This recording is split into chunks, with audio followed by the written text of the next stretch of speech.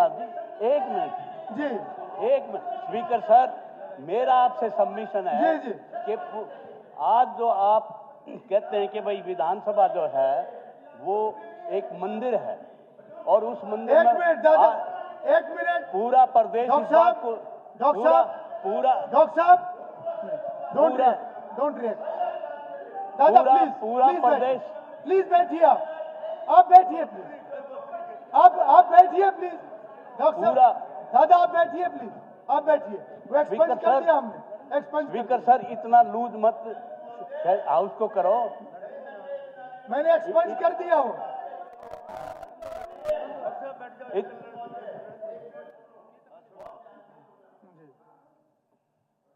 ये डॉक्टर इसने सैकड़ों लोगों के साथ फ्रॉड किया हुआ है। कितने लोगों के पंप दिवाऊंगा, 20-20 लोगों के पैसे ले लिए और उनके पी गए और बाद में किसी के दिए किसी के नहीं दिए। कितने गलत काम करे। हमारे रिश्तेदार से 10 लाख रुपए पी गए। इस विषय को भी खत्म बापोड़ा गांव का था। पर्सनल नहीं कमाल की बात ये है, रिकॉर्ड नहीं होगा, शर्म है।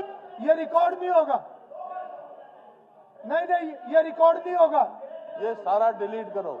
नहीं ये बिल्कुल ये रिकॉर्ड नहीं होगा, दादा आप बैठिए, दादा आप बैठिए, रामकुमार गौतम जी आप बैठिए, बलवान सिंह आप अपनी बात रखिए, इसमें अभी कोई चर्चा नहीं होगी इस बारे में और ये कुछ भी रिकॉर्ड नहीं होगा।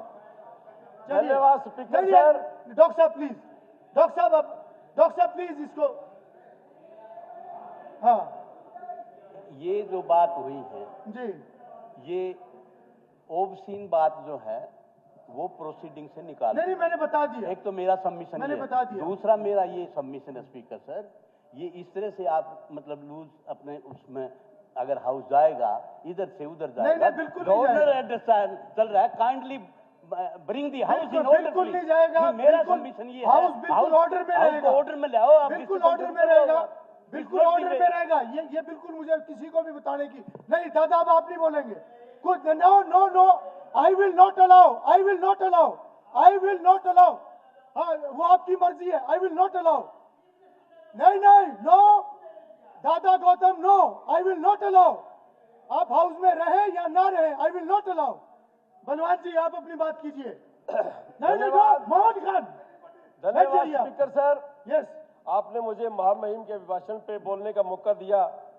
उससे पहले मैं स्पीकर सर आपसे पूछना चाहूंगा कि आप इससे महान हाउस के कस्टोडियन हैं और जिस तरह आपने रूल बताए भी मंत्री इसके अंदर भाग ले सकता है, रूल का तो आपको पता क्या नहीं, लेकिन हमने सुना है कि ये महामहिम का अभिभाषण है सरकार द्वारा लिखा होता है और कैबिनेट मंत्री सरकार होती है, तो फिर अपने मुंह मियां मिट्ठू गीत हो गए, मंत्रियों से गीत गवाने, फिर महामहिम की चर्चा क्या विषय जी? सब परंपरा है, अपना अधिकार होता है, वैसे आपका विशेषाधिकार है, आप जो कुछ करें।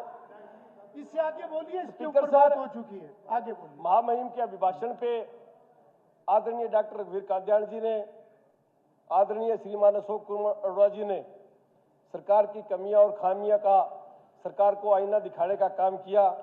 उन्हीं की भावनाओं से अपने आप को संबद्ध करते हुए मैं ये कहना चाहूँगा कि महामहिम का अभिभाषण किसी भी सरकार की एक दृष्टिकोण होता है, विजन होता है, और जिस तरह का ये अभिभाषण था वो उदासीन था, निराशाजनक था। इस बात को महामहिम भी बखूबी तरह से समझ चुके थे, इसलिए उन्होंने पूरा पढ़ने की बजाय 15-16 पेज पढ़ के और लास्ट पेज पढ़ के कहा भी इसको ही पढ़ा लिखा मान लिया जाए। इसे मौजूदा सरकार की कार्य प्रणाली से आज हरियाणा प्रदेश की 2 करोड़ 80 लाख जनता त्राहिमाम कर रही है, क्योंकि आज प्रदेश के लोगों को चिंता है कि हरियाणा बेरोजगारी में नंबर 1 है, आज कर्जे लेने में हरियाणा नंबर 1 है, जबकि गरीबी रेखा 71% से नीचे है, महिलाओं के विरुद्ध अपराध में उच्च स्थान प्राप्त है, शिक्षा में पिछड़ रहा है, स्वास्थ्य सेवाएं ठप है, ग्रामीण सड़क टूटी पड़ी है, कानून व्यवस्था ध्वस्त है, महंगाई आसमान को छू रही है और कलेक्टर रेट बढ़ा के आम जनमानस को रेन बसेरा लेने के लिए आपने रुखसत कर दिया है। और इसी तरह से महामहिम ने, जो हमारा कृषि प्रधान प्रदेश है, लेकिन इस अभिभाषण में कृषि के ऊपर सिर्फ 4 पैरे हैं। उसके अंदर एक तो गीत गाए कि हम 24 फसलें MSP पे खरीदते हैं, तो स्पीकर सर इन 24 में से मात्र 2-3 फसलें हैं जो हरियाणा में होती है। पटसन का नाम आया था। पटसन अगर कहीं भी 1 क्विंटल हरियाणा सरकार ने खरीदी हो तो वो बताने का काम करें। ये सिर्फ किसानों की आंखों में धूल झोंकने वाली बात है। और इसी तरह से आप कह रहे थे कि हमने फसल बीमा योजना के तहत किसानों को बीमा दिया है। ये हमारे लोकसभा में भी मंत्री ने बताया था कि 2023-24 में किसानों को फसल बीमा देने में 90% की गिरावट आई है। 22-23 में हरियाणा के किसानों को 2400